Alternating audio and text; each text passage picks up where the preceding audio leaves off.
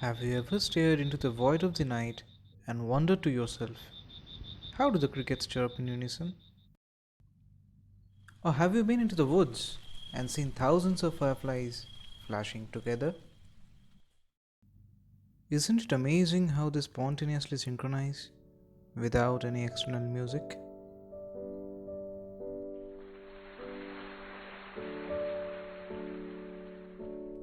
Such spontaneous synchronization can also be found in inanimate objects.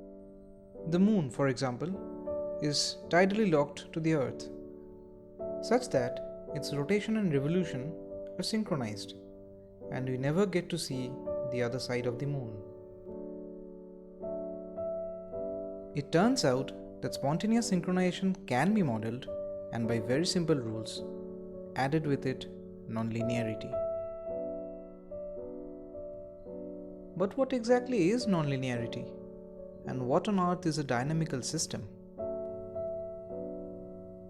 Any system that evolves with time is a dynamical system.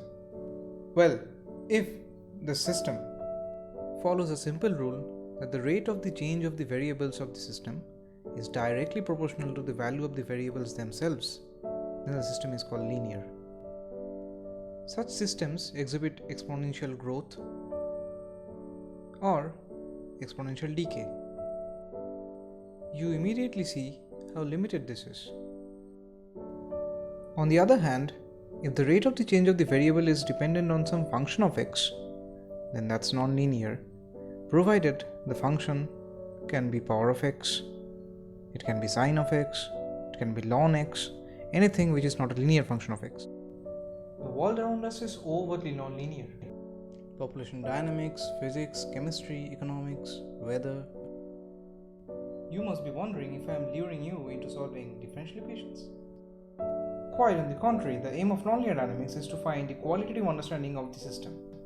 Without solving, we'll get to know why locust outbreaks don't occur every year, why fashion cycles repeat, and how a tiny butterfly in Bengaluru can set up a tornado in Bengal.